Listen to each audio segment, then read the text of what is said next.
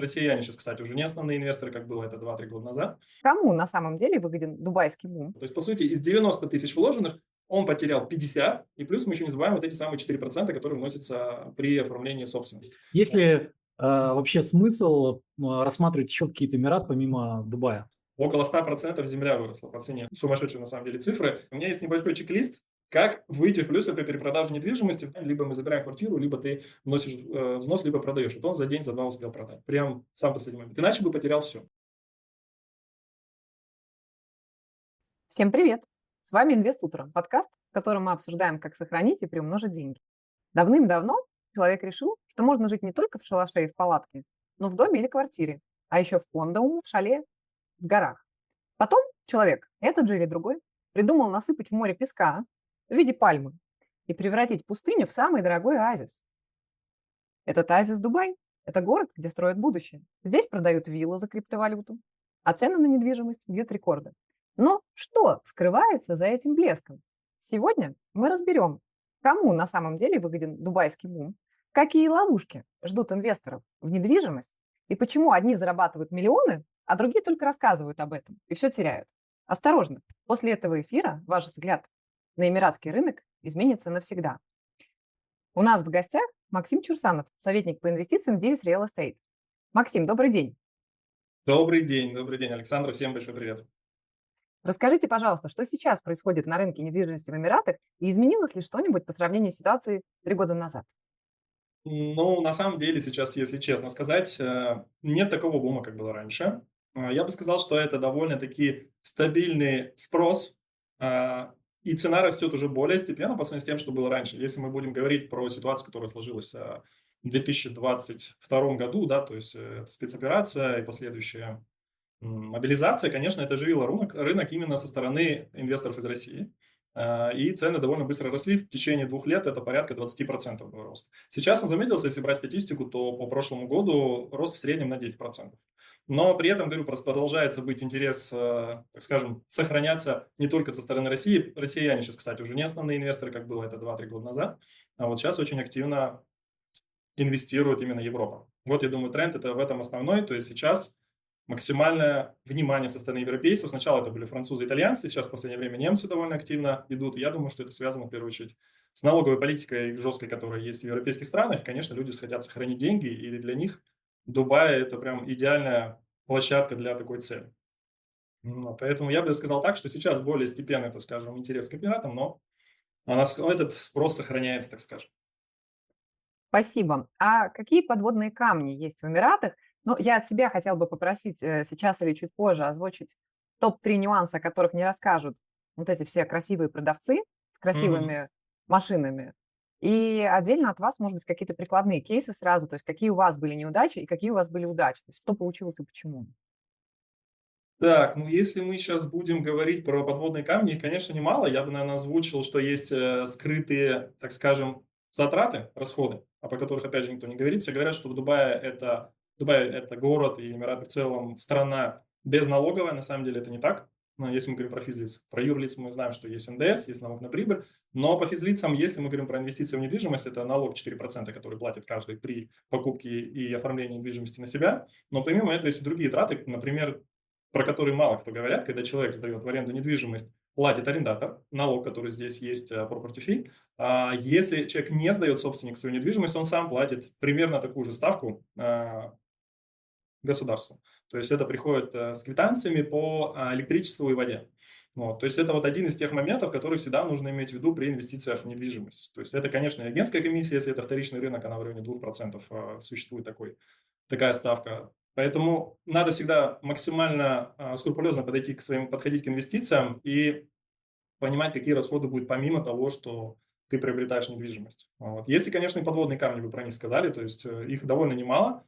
И, наверное, я бы, так назвал бы их красные флаги, да, при покупке недвижимости, то есть при выборе ликвидного объекта. Я думаю, ключевое вообще для инвестора при инвестициях в недвижимость, не только в Эмираты, я думаю, в любую точку мира, важно выбрать именно ликвидный объект. Вот. Если ты выбрал неликвидный объект, то ты столкнешься с кучей проблем и можешь даже потерять деньги. Я думаю, таких кейсов уже многие слышали немало.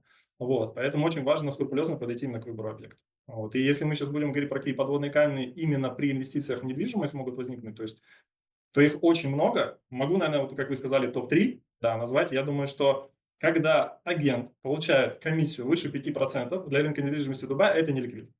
Как минимум, это сомнительная история, но и чаще всего это все-таки не ликвид. Потому что чем больше, вы понимаете, агентская комиссия заложена в цену, тем не ликвиднее объект.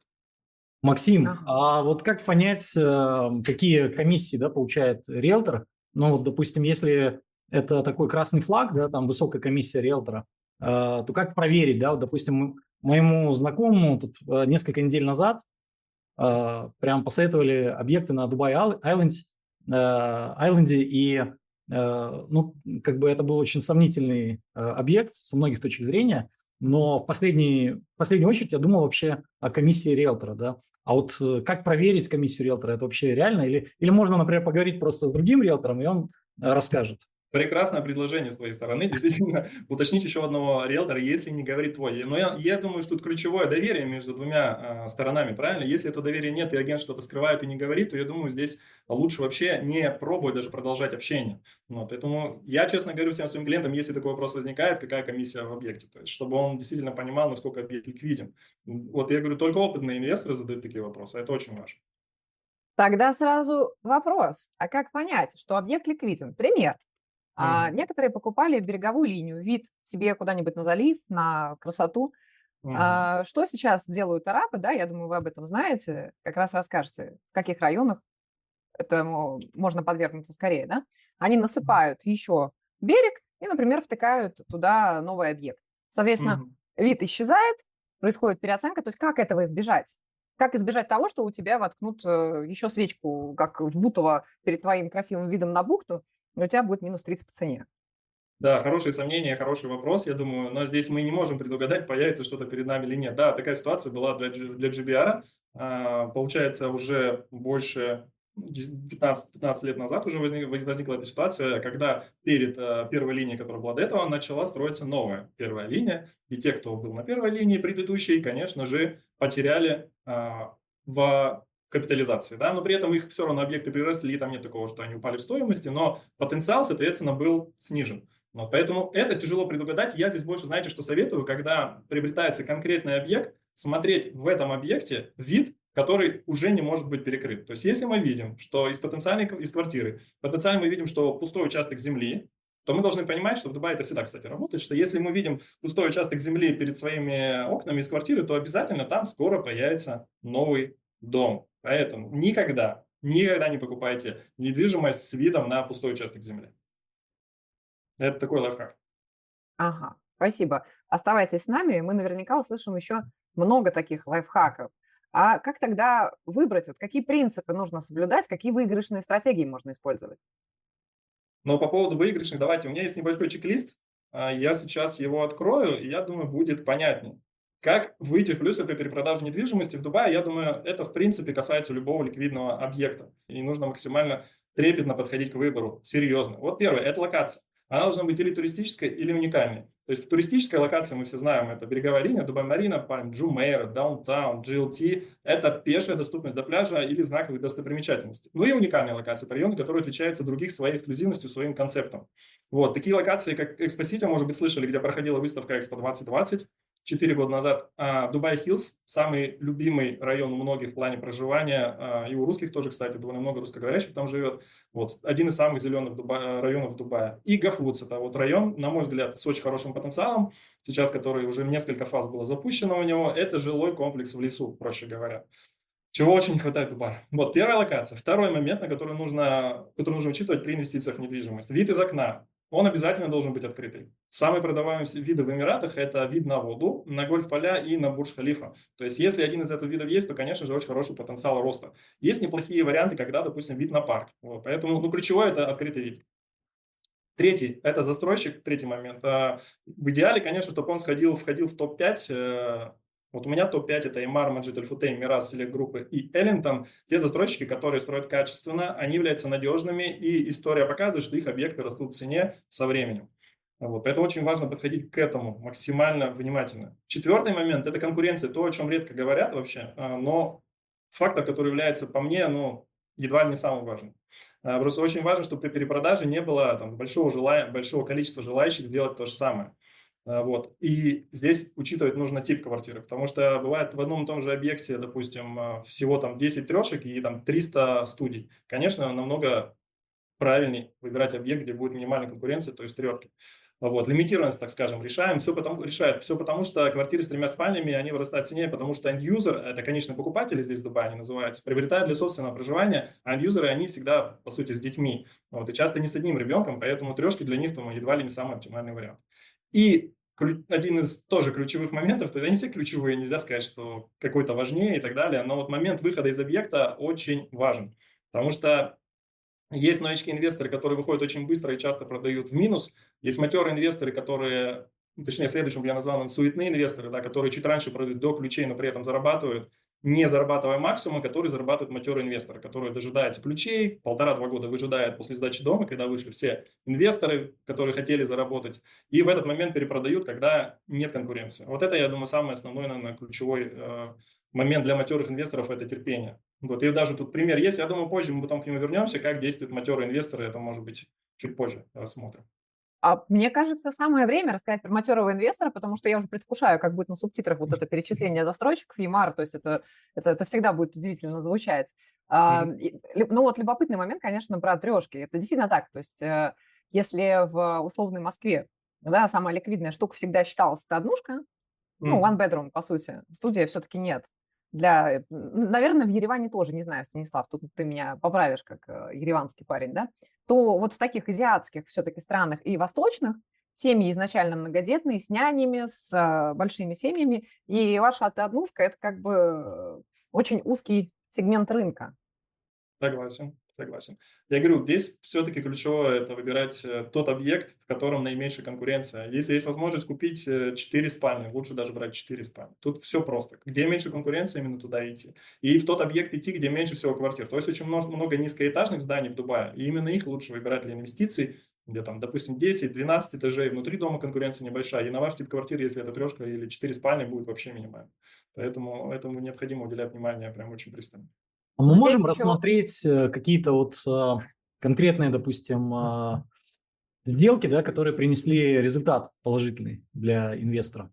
Я вот как раз И вот что сработало? Да. Да, я вот как раз расскажу на примере кейса, который выдержал паузу, да. Вот есть классный объект, называется адрес GBR. Наверное, многие видели, вот, которая в форме бублика, так скажем, да, буква О еще его называют.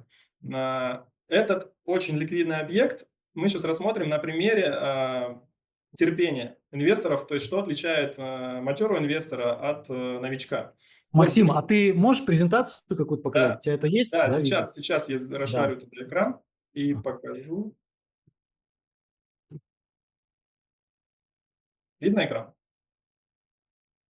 Да, видно. Если Да. можно, увеличь еще, пожалуйста, текст. Так, секундочку. Так, нормально? Отлично. Великолепно. Так вот, адрес GPR мы сейчас будем рассматривать, ликвиднейший объект. Кстати, очень важно, что в Дубае, такой маленькой предыстории, есть DXB Interact платформа. Это и сайт, это и приложение, на котором можно отслеживать все сделки, совершенные в том или ином объекте, как с покупкой, так и с продажей, так и с арендой недвижимости. Это ключевой фактор, мне кажется, для инвестора, чтобы он заранее мог оценить, насколько перспективна его инвестиция не там, теоретически, а на практике. Все сделки показаны, и вот как раз у меня здесь скрин с этого приложения DXB Interact. Так вот, пример. В январе 2017 года, не пример, а реальный кейс. 2017 год. Покупатель купил на стадии строительства, еще на песке, так скажем, в Дубае это называется, не на котловане, а на песке.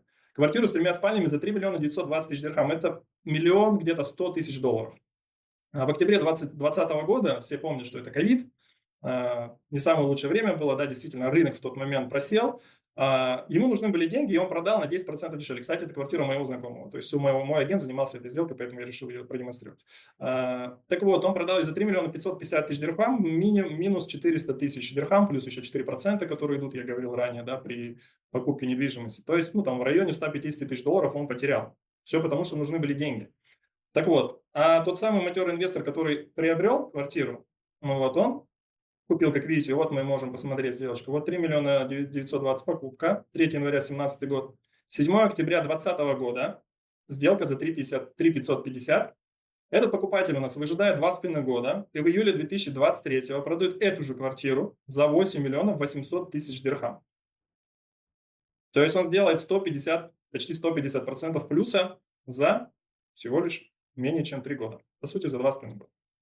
А вот это пример терпения, то есть как различается матерый инвестор, отличается матерый инвестор от новичков и от суетных в том числе. То есть это моя градация, если, надеюсь, что здесь не режет, так скажем, слух. Вот, поэтому это ключевое для рынка недвижимости Эмиратов. Терпение есть все. А если уже начали строить, все-таки тут, может быть, надо резать, что называется, лося, если говорить терминами фондового рынка? Или что-то тоже надо выжидать? А можно как-то, чтобы подробнее раскрыть вопрос, чтобы я четко объяснил? Я имею в виду, вот купил человек все-таки некий объект, у него вид на участок начали застраивать. Мгм. Надо быстро избавляться или надо пересиживать, что называется, всю эту стройку, смириться с тем, что вид испорчен? Но если изначально приобретен неликвидный вариант, конечно, все-таки нужно искать оптимальное время для продажи. Даже не самый лучший вид, если он там перекрыт и так далее, продается хорошо все-таки, когда дом уже сдан. То есть если, допустим, в объекте мало квартир и хороший вид составляет там 60% общего количества квартир, а плохие виды там 40%, то если конкуренция небольшая, то все равно до тебя дойдет end-user, который купит для собственного проживания. То есть здесь нужно, я думаю, что все-таки лучше выжидать. Если есть возможность платить полностью, нужно выжидать. Вообще моя такая позиция, что даже если вы приобретаете в рассрочку в Эмиратах, необходимо, чтобы у вас была вся сумма на руках. Или как минимум вы были уверены на 100%, что эта сумма, то есть каждого платежа последующего будет к нужному времени у вас при себе. Только в этом случае покупать. Все другие варианты даже не рассматривайте. Если у вас есть неуверенность в том, что нет уверенности в том, что получится вовремя заплатить платеж, внести рассрочку, не покупайте. Лучше берите биткоин. Неожиданная рекомендация, но я все-таки напомню, что не надо повторять все, что сказано в этом эфире. Помните, как раньше была передача «Не повторяйте это дома». Да. Трюки выполняют специально обученные каскадеры, не повторяйте, пожалуйста, это дома. Да. Хорошо, тогда давайте перейдем к неочевидным факторам. Ну, например, что там с количеством виз против новых объектов? Или что происходит с доходностью объекта, если объект куплен в рассрочку? Да, это же популярная история, что я буду платить частями, на последнем этапе продам с иксами. Да. Это было, на самом деле, популярно и в России не так давно, когда кредитный цикл был не настолько жесткий, не настолько беспощадный. И закончились ли русские? И А, закончатся ли они? Но я скажу так, что их стало намного меньше, да. И сейчас, если брать статистику, за последний год примерно 8-е место занимает в общем рейтинге россияне. И они далеко уже не основные игроки, как было 2 года назад. Но в любом случае стратегии покупки и перепродажи в коротком периоде очень любят европейцы, особенно русскоговорящие. Вот есть у нас такое, я не знаю, специфика, что ли, да, что мы верим в сказки, в чудо. Наверное, не поэтому очень много русских сказок о том, когда люди мечтают, верят в это, но, к сожалению, обманываются. Вот я прекрасно могу понять, что хочется быстро заработать. Мне тоже этого хочется. Но все-таки нужно понимать, что бесплатный сыр в мышеловке – это уже избитая фраза, но это есть. Поэтому, если вы приобретаете в рассрочку, повторюсь, нужно вносить всю сумму, быть готовым к этому. Да, возможно, рынок вам благоприятствовать будет, и вы же через год сможете продать там плюс 30, плюс 40, 50% на вложенные. Это кейсы, которые были в Дубае, они работают, но должно много всего сложиться. В первую очередь, это должен быть ликвидный объект и подходящее время для перепродажи, то есть рынок должен расти. Тогда да, тогда и эти стратегии работают. Но сейчас как раз многие россияне, русскоговорящие, сталкиваются с тем, что они купили объект в рассрочку, не рассчитывали платить 100%, у них, допустим, хватало на 40%. И послушав человека, который им помогал инвестировать, они прислушались к нему, доверились и поверили в то, что им хватит 40%, не имея запаса. И вот сейчас вот многие с этим сталкиваются, заплатив 30 или 40%, не имея последующих сумм для перепродажи, выставляют объект для оплаты объекта, выставляют объект на перепродажу и не могут этого сделать из-за большой конкуренции. Потому что таких, как они, были десятки в этом объекте. И он не сталкивается с конкуренцией между такими же, как и они, к сожалению. И не получается продать даже по цене покупки многим. Некоторые продают минус 5, минус 10, минус 15% даже от стоимости объекта, потому что большая конкуренция, то что все по одинаковой стратегии заходили и хотели вот так в короткую быстро заработать. Так. Может быть, тогда наоборот есть стратегия, когда ты можешь прийти к застройщику и сказать, что кто у вас сейчас вот на финальной стадии продает, я готов купить, свяжите меня с ними. Были такие кейсы? И вообще, насколько это реалистично? Нет, бывает, что застройщик помогает перепродать клиенту, который уходит в минус. Бывают такие кейсы, но далеко не каждый застройщик за это берется. Крупные обычно даже этим не в этом не участвует. Вот частный бывает, помогает перепродать там в ноль, бывает даже в плюс, но все от ситуации зависит. Или в минус, если клиент сам не может найти покупателя на переуступку, поэтому как бы тут все индивидуально. Ну да, такие кейсы бывают, но это не так часто, когда застройщик помогает реализовать. И как в этой ситуации быть? То есть можно искать, условно говоря, на сайтах типа Бают, искать вот эти предложения, да, на ключах. Вот Да, таким то есть, образом. ну ты имеешь в виду, если человек, вот, допустим, тот самый матерый инвестор, который хочет купить такие квартиры, продающиеся подешевле, да, с хорошим дисконтом. Да. Да, ну вот матерые инвесторы так и делают, они постоянно отслеживают такие сайты, как Property Finder, Бают, где размещена недвижимость. Они, кроме этого, очень тесно дружат с агентами, которые имеют доступ к таким сделкам. Вообще эти сделки называются distress deal. Сделка, ну, переводя на русский, когда продавец продает с каким-то стрессом, с каким-то неудобством для себя. Неудобство в том, что он продает либо по цене покупки, либо дешевле. Вот. Такие сделки, я думаю, это сейчас самая популярная стратегия для Эмиратов, особенно для матерых инвесторов. Это сейчас тренд, который реально работает. Вот, если в этом разбираться, если понимать в этом вопросе, можно реально хорошо заработать. Вот просто вопрос в другом, что часто distress deal называют сделки, которыми ими не являются. Допустим, когда продается объект, казалось бы, по дистрессу, но цена продажи выше, чем цена покупки. Это не может быть дистрессом. Вот, поэтому надо в этом разбираться, отслеживать через тот же самый DXB Interact, заходить в него, приложение, смотреть сайт и понимать, какая цена реальная продажи в этом объекте, цену квадратного метра, и от этого, исходя, уже понимать, дистресс делает или нет, потому что не всегда продавец говорит OP, то есть Original Price, цена покупки. Если ты не знаешь цены покупки, конечно, ты не можешь точно сказать, дистресс делает это или нет. Вот это ключевые моменты. А такой вопрос. О каких цифрах мы вообще, Максим, говорим? То есть, если взять, например, среднюю доходность вот этих дистресс активов, да, ну, это которыми нужно заниматься, и вот, скажем, такого пассивного инвестора, который пришел, купил и потом через какое-то время продал. Порядок, Ну, да, не расслышал, что говорили? Последний. порядок цифр. Порядок, да? Ну, вообще, честно говоря, если человек хочет заработать там 50% плюс на вложенные, мое мнение, объекты менее чем 600-700 тысяч долларов ему не помогут в этом. Да, бывают какие-то исключительные случаи, но это исключительные случаи, когда люди на вложенные зарабатывают там, за 2-3 года, вложившись только 200-250, допустим, тысяч долларов. Поэтому здесь все-таки нужно понимать, именно менее доступная недвижимость, она дает возможность зарабатывать больше. То есть, чем это, так скажем, менее доступно для большинства, тем больше возможности заработать на перепродаже. Это так рынок недвижимости Эмиратов работает, и не первый год, и циклы, которые есть здесь в Дубае, они это показывают. Ну, то есть, ты сейчас говоришь о 50% за 2 года? В том числе, да, так можно, я говорю, есть кейсы, когда на вложенные больше делали. Нет, средний. Если взять среднюю медианную. Сколько зарабатывают на перепродаже? А вот средний я даже вам не скажу, потому что такой статистики, я думаю, и нету, я не стану вам врать. Я просто знаю кучу кейсов, когда люди продают по цене покупки и дешевле, поэтому тут тяжело определить, сколько зарабатывают. То есть, говорю, все зависит от района и от ликвидности объекта. Хорошо. Насколько в среднем растет рынок тогда?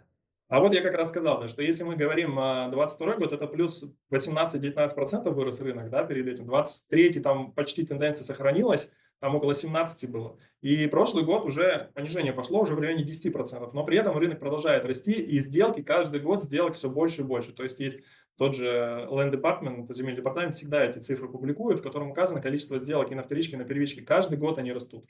Скажи, 10% это цены за квадратный метр растет? Да, И это цена, да, все верно, сделок да, все растет? верно. Да, все верно. Да, это цена за квадратный метр, тут и называется квадратный фут, то есть все футами измеряется. И это примерно цена квадратного фута метра растет по, если мы берем апартаменты, жилые квартиры, около 10% в среднем, если мы берем и вторичку, и первичку. А если брать абсолютные цифры, они растут, уменьшаются? Да, растут. То есть здесь просто есть плоты, участки земли, они какие-то сумасшедшие дали результаты по 2024 там, году. Около 100% земля выросла по цене. То есть там сумасшедшие на самом деле цифры. Виллы тоже выросли больше, чем квартиры, там в районе 50%. Я, в принципе, я думаю, эту статистику могу подготовить, потом бы выложили, как, так скажем, дополнение к нашему сегодняшнему разговору. Подкрепился, чтобы разговор еще цифрами, да, то есть, но Будет меньше здорово. всего, меньше всего выросли именно апартаменты, больше всего плоты и вот посерединке виллы. А что драйвит вот рынок, да, то есть если это не русские, украинцы, вот те, кто перемещались в 2022 году из-за известных событий, то, собственно, кто вдруг так цены поднял, ну и продолжает поднимать?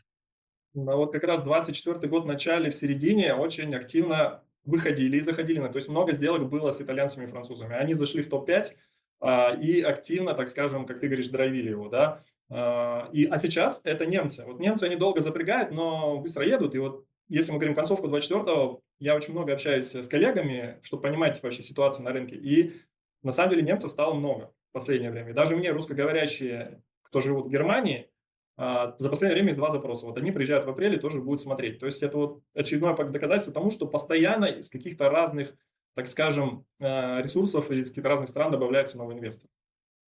А топовые инвесторы по объему – это кто? Топ-2, я бы сказал, это всегда британцы и граждане Индии. Они меняются местами, но первые два места стабильно за ними, кроме 22 года, когда были россияне. А что с китайцами? Потому что по поводу немцев я предполагаю, что они уже привыкли к арабам на улице, уже привыкли, в принципе, к исламу, и им комфортно переехать в такую же страну, только более чистую и, может быть, безопасную. Вот такой у меня есть тезис. А По что с поводу- китайцами? Да, очень хороший вопрос, потому что как раз китайцы до ковидное время, это 2018 год, они были первыми по покупкам, то есть главные инвесторы были вообще на рынке, а обходили даже тех же граждан Индии и Британии. Но потом в Китае ввели жесткие ограничения на вывод денег из страны, вы, наверное, про это знаете. И с этим основная сложность. То есть у них не получается вывести деньги в тех объемах, которые бы не хотели, а я думаю, иначе они взорвут тут рынок окончательно. Вот, поэтому я думаю, что очень хороший потенциал заложен со стороны Китая. Если у них получится эти деньги выводить, если им как-то какие-то они способы найдут, то рынок недвижимости Дубая может освежиться еще больше. Тут есть потенциал. А правильно я услышала, что европейцы покупают больше для инвестиций, чем для жилья?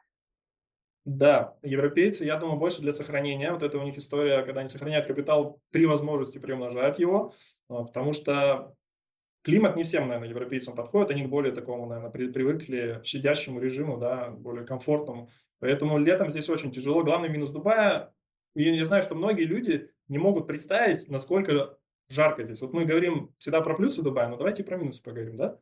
Здесь просто невозможно находиться все лето. Я ни разу не смог здесь, так скажем, пробыть все время. Ну, наверное, не было такой задачи, но это очень тяжело. Это реально изнуряющая жара, и та влажность, которая здесь под 100%, она просто съедает.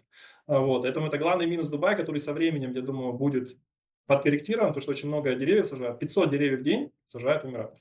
И это, конечно, смягчает все-таки климат, поэтому со временем когда-то ситуация чуть-чуть поменяется. Как говорил мой товарищ, что на лето в Дубае остаются только те, у кого нет денег, чтобы уехать в приличную страну. У меня сейчас вопрос к нашим слушателям. Напишите, пожалуйста, вот вы сейчас послушали первую часть, как вы думаете, какая самая большая статья расходов в Дубае? А мы вам ответим в конце эфира на это. И совершенно приземленный вопрос мой. Нужны ли счета в Эмиратах для того, чтобы купить недвижимость? И есть ли какие-то проблемы с зачислением денег от продаж? Мгм. Ну, что касается покупки, для того, чтобы купить, не нужно иметь счет. Здесь достаточно вообще просто для всех иностранцев достаточно просто предоставить паспорт.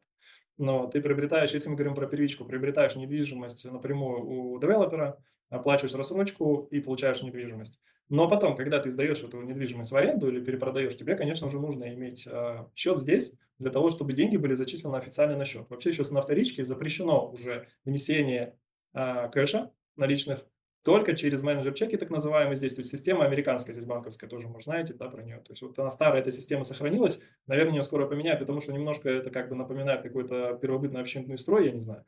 Вот, но я думаю, что поменяется в скором времени. Но пока вот вносят, да, чек, но это, так скажем, белые деньги, чтобы не было кэша, который никак не контролируется. Окей, а дальше для обслуживания, потому что для обладателя российского паспорта наличие зарубежного счета, особенно если у него есть недвижимость, это важно. Ну, Мгм. например, чтобы потом получать аренду. Я знаю, что это обходится через те же самые криптопотоки, но не Мгм. всем это подходит, особенно если объемы большие, их надо как-то потом дальше легализовать. Плюс у нас налоговая тоже не дремлет, ни в одной стране причем. Всем Мгм. нужны деньги в бюджет. Вот есть ли какие-то лояльные банки, которые по принципу недвижки, ну, вдруг, я не знаю, я, конечно, много знаю, но вдруг есть какой-то волшебный банк, который говорит, у тебя квартира вот в этом комплексе, только для тебя, только сегодня мы откроем счет, и комплайнс займет всего лишь полгода, а не год, как обычно. А можно вот еще раз конкретизировать, то есть что именно хочется услышать? Счет в банке можно открыть на основании владения недвижимостью. Да, если мы говорим про этот вопрос, вообще без проблем. Но тут это привязано к визе. То есть мы имеем два вида виз для инвесторов в недвижимость. Есть виза серебряная на 2 года, при покупке недвижимости на 205 тысяч долларов и выше, и золотая виза при покупке недвижимости на 550 тысяч долларов и выше, она 10 лет действует. И на основании открытия этой визы сразу спокойно ты можешь открыть счет в банке. Русскоговорящие тоже открывают его. Не все банки, так скажем, делают это максимально спокойно для наших инвесторов, но есть часть банков, которые никаких препятствий в этом плане не чинят, так скажем. И без проблем ты, если приобрел недвижимость, можешь открыть счет. Спасибо. У меня тогда сразу вопрос про визы. Есть ли какая-то статистика, какое количество виз, ну, например, доступно, можно выпустить против количества новых объектов, которые вводятся? Да, есть такая интересная история. Давайте как раз я хотел про нее вам рассказать. Сейчас я зайду и расшарю опять же экран, чтобы вы посмотрели и поняли для себя историю именно по количеству резидентов, которые сюда прибывают. Сейчас расшарю. Видно? Да, все отлично. Отлично, да. Вот этот сайт называется Khaleej Times. Это, по сути, один из основных порталов, если не главный портал, полностью контролируемый правительством. То есть здесь все, что выходит, это не желтизна какая-то, а реальная информация. Ну так вот, 15 января 2025 года Dubai Population, то есть население Дубая, выросло до 3,8 и показывает лучший результат с начала 2018 года. И вот здесь как раз идет отсылка к тому, что сейчас, вот я это выделю, население Эмиратов выросло на 169 тысяч в 2024 году и достигло 3 миллионов 825. Но самое интересное это другое, что в прошлом году, то есть в 23-м, позапрошлом году, это было 104 тысячи, в 22-м это было 71, а в 21-м это 67. То есть, как видите, постоянная динамика роста, то есть прибывает все больше и больше резидентов. Это разница между имеющимися, то есть между прибывшими и убывшими, то есть это прирост. Вот, и он составил 170 тысяч. Я даже здесь поспорил с коллегой, потому что я не верил, что будет прирост хотя бы даже в 1,5 раза. А она говорит, я увидела столько машин на дорогах, что я, говорит, уверена, что в 2 раза, это мы говорили в начале 2024 года, что, говорит, к концу года население увеличится в 2 раза. Я говорю, я не верю в это, потому что, ну, такое просто невозможно. И поспорил с ней, говорю, давай, она хотела поспорить, я говорю, хорошо, давай, говорю, договоримся так, что вырастет население, количество людей здесь, новых резидентов, прибудет не на 200, а на 150 тысяч. Вот мы с ней поспорили на хорошие духи. Вот. И я тут, к своему удивлению, в январе этого года узнаю, что прибыло население, ну, то есть резидентов на 169 тысяч. То есть, ну, получается, почти на 70%, если вот мы берем вот эти 104 тысячи в 2023 году. Я проиграл духи, да, это ничего страшного. Главное, я думаю, что я убедился, что реально Дубай настолько хорош, даже я не представлял, что мы сможем сделать там x1,5 к предыдущему году по новым резидентам. Вот это и... Да-да. Ну, слушай, ну вот ты как раз упоминал пробки на дорогах, а это на самом деле достаточно важный момент, потому что я сам не ожидал, какие могут быть пробки. То есть доехать там вечером в какой-то ресторан, это может быть большая проблема. Скажи, пожалуйста, насколько есть потенциал у города расти и насколько как могут решаться вот эти проблемы с инфраструктурой? Отлично, очень хороший вопрос, потому что RTA – это как раз ведомство, которое занимается расширением дорог, благоустройством и так далее, делают очень много и постоянно, и в Khaleej Times выходят эти ролики, когда показывают, что очередная задача закрыта, то есть они делают новые развязки, которые облегчают вот этот трафик, так скажем, способствуют более быстрому, чтобы человек быстрее добирался до пункта назначения. Расширяют дороги в том числе, то есть 1-2 полосы по возможности добавляют, где это реально. И, так скажем, они, благодаря этому, так скажем, количество пробок за последнее время не увеличивается, они вот на том же уровне его держат. Я думаю, что для Дубая ключевое, чтобы ситуация не ухудшалась. Если они хотя бы вот эту ситуацию удержат и не дадут ей, так скажем, ухудшаться там в сторону того, что еще больше будет сложности добираться до пункта назначения, то это уже, я думаю, будет плюс. И вот они сейчас это поддерживают. То есть, действительно, то, что они делают, там ребята трудятся ночами. Реально, очень много делается для благоустройства дорог. Максим, а расскажи, вот что тебя, может быть, удивило или вдохновило, или, может быть, наоборот, как бы напрягло в стратегии развития. Вот, по-моему, Дубай 2040, да, называется, как-то так. Да, Vision 2040, да. Да. Но там, наверное, меня больше всего удивило, что они в 4 раза хотят увеличить количество береговой линии с пляжами. Это прям очень много. Даже в 5, 400% x5, ну, в 5 раз получается. То есть, ну, это пока в голове, на самом деле, не укладывается. Как можно за 15 лет, по сути, осталось, да, увеличить это в 5 раз. Но видно, потом уже после этого публикуется информация, как конкретно будет это реализовано, и новые, получается, пальма, Джебель Пальм. Вот на ней будет такая береговая линия, которая в Дубае еще нигде не существовала. То есть марина, которая есть с пальмой, нынешней, так скажем, Марина и Пальма, и она будет почти в 2 раза меньше, чем та, которая будет на Джебеляле. Вот это один из примеров, как за счет чего будет расширяться эта береговая линия, то есть, да, и пляжи будет больше появляться. Поэтому у них возможностей очень много, и если кто был в Дубае, то, если мы берем от Джибяра, от Дубай-Марины в сторону Абу-Даби, куда, кстати, город очень сильно и развивается, где я вижу наибольшие инвестиционные возможности, вот там есть просто производственная зона, которая прям вдоль линии пляжа. Ну, и потенциально пляжа, который там может быть, она располагается, вот это production area. Вот, и у них, кстати, цель есть, задача убрать ее под землю. Не знаю, насколько у них получится там, либо перенести в другую локацию. То есть это сейчас обсуждается, и, возможно, опять же, появится дополнительная возможность вот эту береговую линию продлить. Максим, Да. а вот мы, например, с Андреем все-таки решили, что мы хотим жить в этом красивом, ярком, золотом домике Барби, потому что для меня Дубай, вот сколько раз я была, это, конечно, все такое красивое, яркое, ну вот как будто бы кукольный домик такой. Но это мое личное впечатление. Ну, допустим, все-таки мы решили, и мы вот с моим другом Андреем решили, что мы туда едем, нам нужен объект, и мы постараемся присоединиться к олигархам, а не к эскортницам. Ну, тут уж как получится, конечно. На всякий случай хотелось бы уточнить, вот рассрочка или ипотека, что нам, как не гражданам, могло бы быть доступно? Ну, если сейчас мы говорим про рассрочку, любой иностранец может использовать рассрочку в целях покупки. То есть никаких проблем нету, если ты россиянин, китаец, американец, без разницы. Эта рассрочка беспроцентная, поэтому каждый может пользоваться этой опцией. Она как раз существует для тех, кто не является резидентом, кто не имеет доступа к ипотеке. Именно такие граждане составляют основной спрос, и именно влияют они больше всего на рынок. Потому что если бы не было этой опции, то не было бы такого спроса на рынке недвижимости Эмиратов. Именно благодаря рассрочке у людей есть доступ не платить всю сумму, а постепенно, скажем, заходить на рынок. Вот. А если мы говорим про ипотеку, то ее могут получить только резиденты Эмиратов, которые минимум полгода получают стабильный доход на банковский счет Эмиратов. Если этого дохода нету, то ипотека не будет одобрена. Вот это очень важно, понимать, что если нет стабильного дохода, ты не получишь ипотеки. Андрей, наш эскорт не пройдет, только олигархическая составляющая. Так и знай. Нам придется показывать официальный доход и много. Ладно. Какие сейчас, вот прямо завтра, есть идеи, какие там можно поймать доходности? Конечно же, нам хочется, желательно уже там, сегодня вложиться, завтра забрать с иксами, но мы, так и быть, мы готовы подождать пару месяцев или, может быть, даже лет. Ну, с пару месяцев вообще желаю не заходить, точнее, не желаю вам заходить, это очень большой риск. Я сначала расскажу про негативный кейс, как вот люди, думая, что на Дубае легко заработать, заходят в объект, который прям максимально сладкий с позиции инвестиций, кажется, в итоге теряют деньги. Один гражданин Молдавии мне обратился полгода назад и сказал, что я инвестировал в объект, который вот-вот будет сдан, там буквально месяц-два, где схема рассрочки была такая, что нужно заплатить всего лишь 30% на первоначальном взносе, а 70% вносишь на ключах, то есть даже промежуточных взносов нету. Казалось бы, максимально сладкая история. Он в это и поверил, что я сейчас заплачу 30, выйду на ключах, но минимум на вложенное я там хотя бы там сделаю там процентов 30-40, но это минимум. Вот. Но здесь, опять же, я говорил в самом начале, важно выбрать ликвидный объект. Он выбрал застройщика, который делает очень некачественно, и при этом объект был с большим количеством квартир, с большой конкуренцией внутри. Вот, и таких застройщиков минимум 4 в топ-10. На секундочку, в топ-10 4 застройщика, квартиры которых вообще не растут, можно сказать, в очень исключительных случаях. В очень исключительных. Но, конечно же, он этого не знал.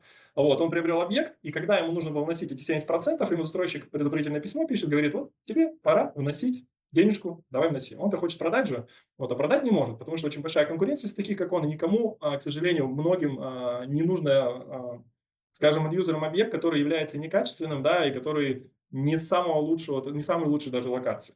Вот. Он столкнулся с тем, что приходилось продавать, вот имея вот эту конкуренцию, намного дешевле цены покупки.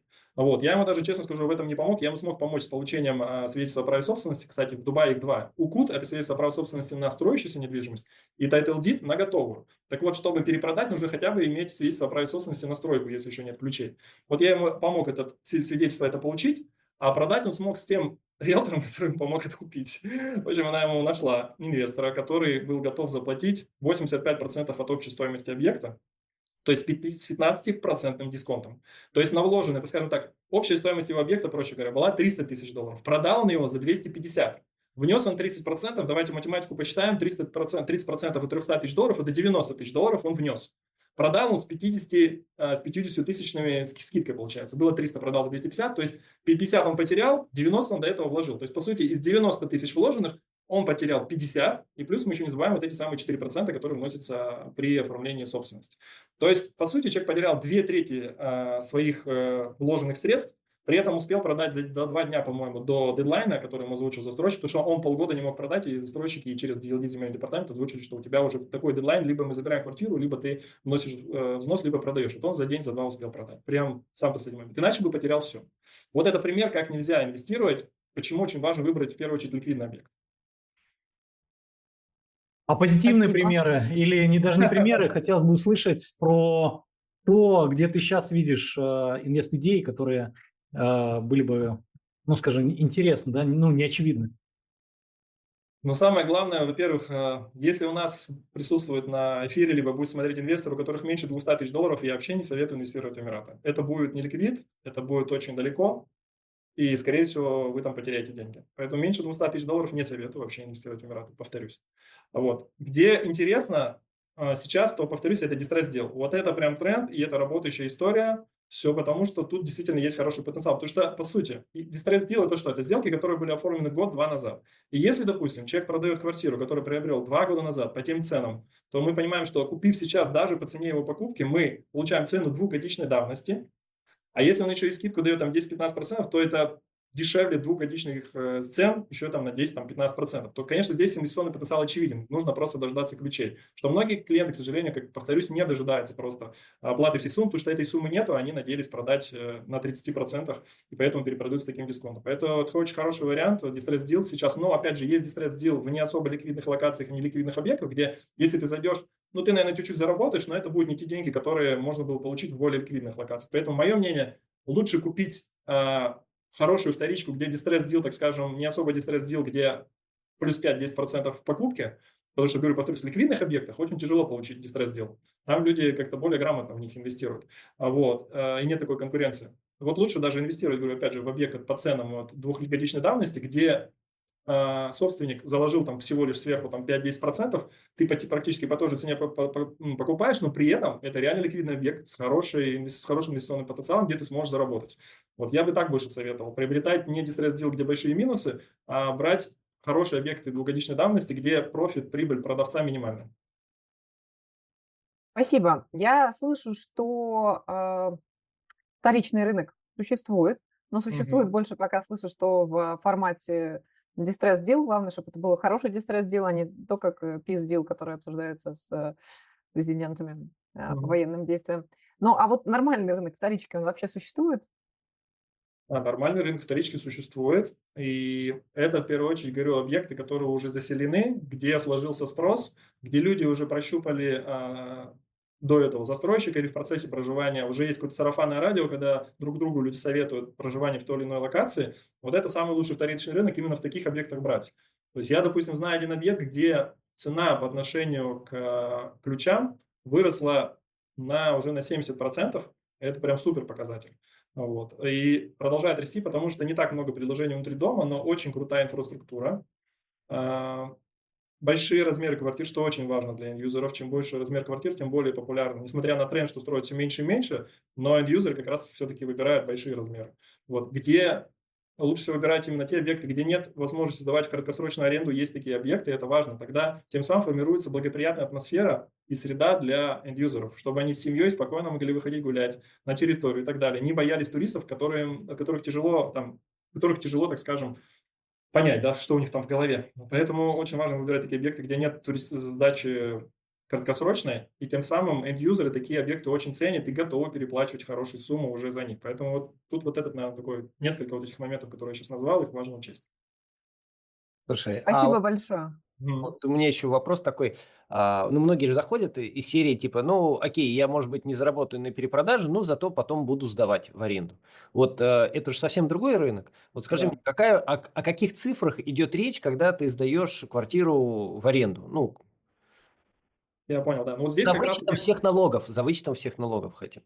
Да, вот как раз я сначала скажу, какие это объекты могут быть. Вот как раз те самые distress deal, которые продаются минус 10-15%, они прям хороши по сдаче в аренду. Они сильно в цене не вырастают, но изначально, если мы покупаем ниже цены покупки, мы понимаем, что доходность от сдачи в аренду будет хорошая. Вот они именно, такие объекты, классно подходят для сдачи в аренду. И те инвесторы, которые на этом зарабатывают, на пассивном доходе, на ROI, для них такие объекты первоочередные, и это хорошая стратегия именно для тех, кто хочет зарабатывать от пассивки.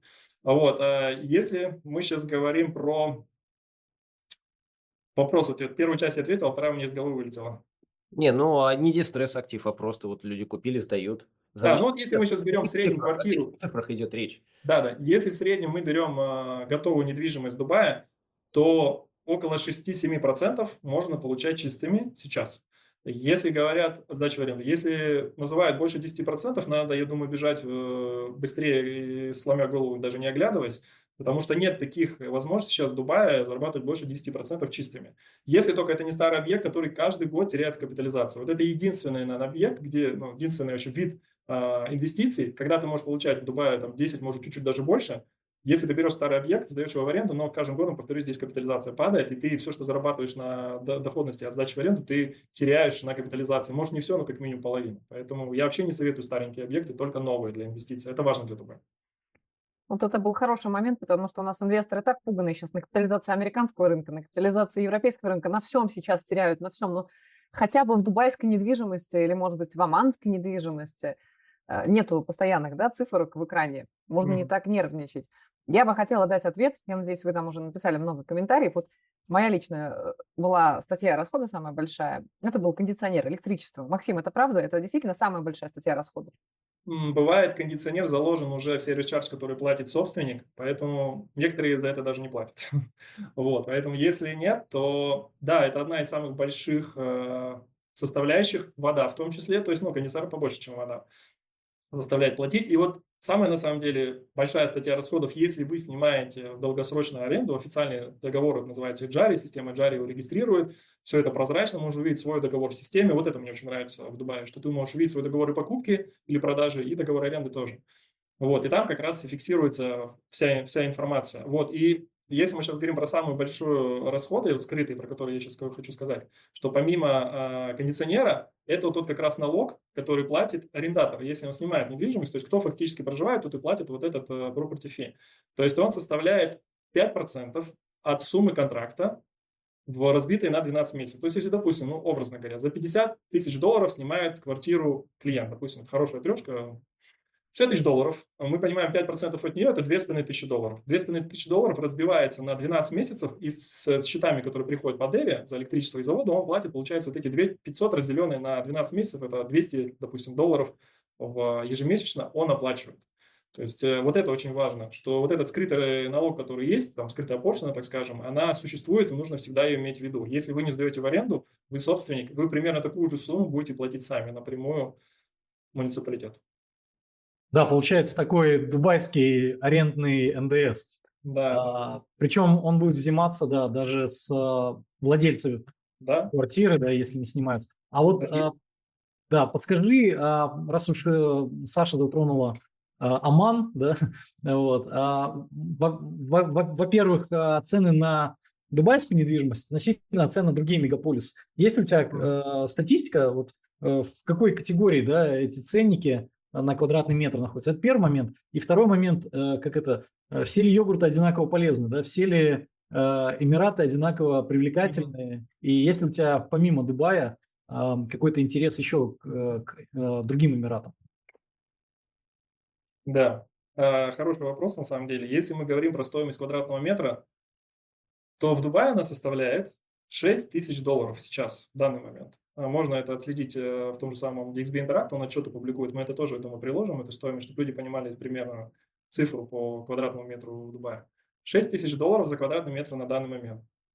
И если мы берем, допустим, основные города и сверим потенциал роста недвижимости в Эмиратах, то мы даже сейчас можем отсечь Монако, Гонконг и Сингапур, да, потому что это все-таки специфические города, где есть, так скажем, ограниченное предложение из-за маленьких территорий, и это создает спрос, постоянный рост цены. Сингапур, Гонконг, Монако убираем, там больше 20 тысяч долларов за квадратный метр, в Монако там еще больше 50. Вот. Нью-Йорк, допустим, это в районе 22 тысяч долларов, когда я эту информацию поднимал. Нью-Йорк окей, но 4 раза разница, 6 тысяч долларов и 22, наверное, до Нью-Йорка еще далековато. Но, допустим, если мы возьмем какой-нибудь, наверное, здесь неправильно скажет, Тель-Авив, 17 тысяч долларов, то есть x3 потенциал роста, но я не знаю, насколько хорош Тель-Авив там в сравнении, опять же, там с Нью-Йорком, я думаю, Нью-Йорку, наверное, конечно, уступает. Но даже если мы не про Тель-Авив будем говорить, Шанхай это 15-16 тысяч, Женева в том же списке находится, да. То есть мы сейчас говорим про Лондон, допустим, там тоже около 14-15 тысяч долларов за квадратный метр, это потенциал их 2,5 раза роста.